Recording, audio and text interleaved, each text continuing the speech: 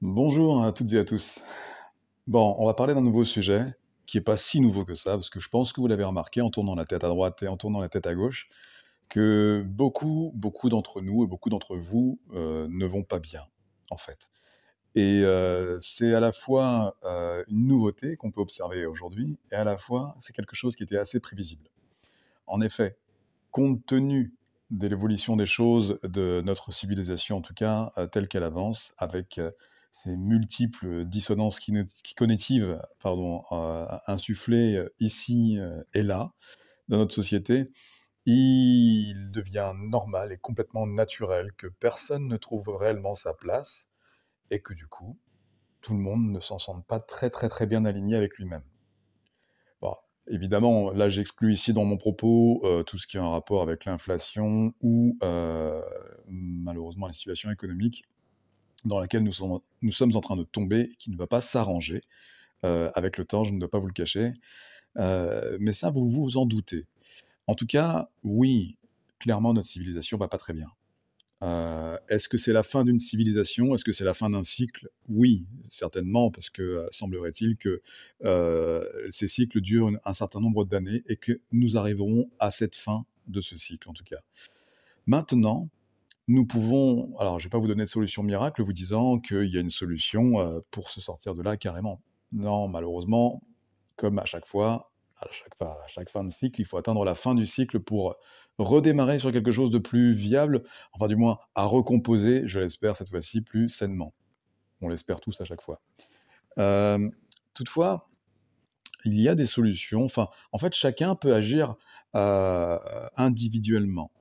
Et ça, c'est quelque chose qu'il faut vraiment noter. C'est-à-dire que, récupérer votre souveraineté intellectuelle, c'est déjà la première chose. La première chose sur laquelle il faut que vous puissiez vous, concentrer.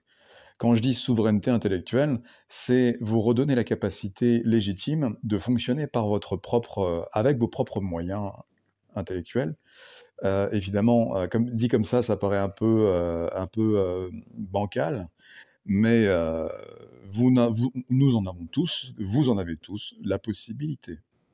Pour cela, je ne vais pas vous dire que c'est simple, mais pour cela, il va falloir changer vos habitudes. Parce que qu'est-ce qui nous a conditionnés dans les aberrations de cette fin de cycle? Ce sont les habitudes que tout le monde, a malheureusement, se sont, habitués à s'infliger. Vous voyez? C'est un petit peu l'idée. Les habitudes nous on se complaît en fait dans ce système et du coup, ben, malheureusement, c'est comme ça que ça marche à chaque fois, la complaisance devient une toxicité. Elle devient toxique. C'est un peu comme quand vous vous mettez en relation avec quelqu'un. Non, je vais pas vous faire cette petite, parallèle. En tous les cas, voilà, chacun doit agir là où il se trouve, pour lui-même, évidemment, et c'est la première étape.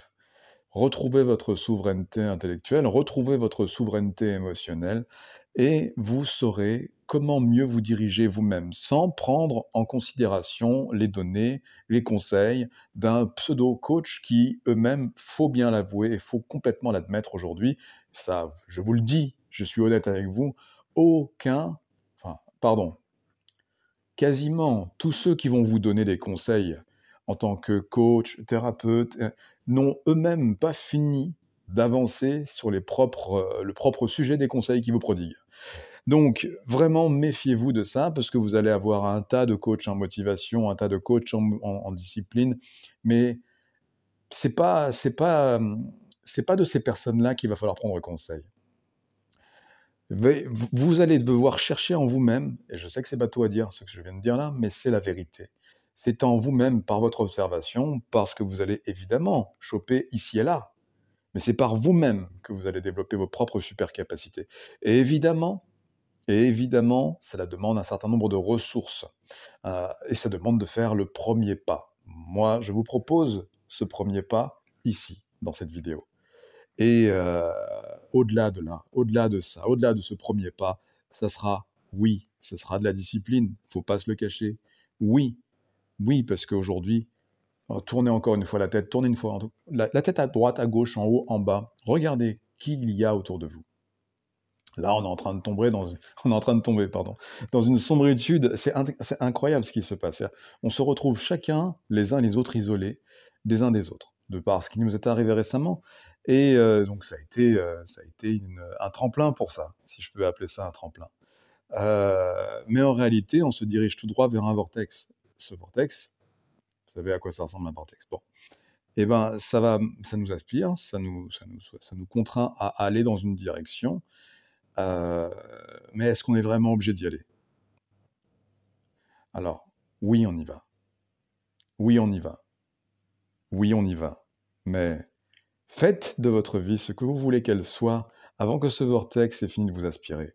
Et pour ça, il faut agir chacun de là où vous êtes là, de là où vous êtes placé. C'est chacun individuellement qui doit agir en lui, se respecter lui, pour pouvoir agir avec les autres et insuffler cet exemple aux autres, sans rentrer dans cette pseudo-supercherie du coaching, du conseil, de l'accompagnement, X et Y. Il y a des choses très très bien, attention, qui peuvent débloquer des choses en vous. Mais c'est vous qui allez les débloquer, en fait. C'est vous qui allez faire ce travail. Et vous n'avez pas besoin nécessairement de regarder un coach, un enseignant, pour vous apprendre à ne pas vous brûler la main.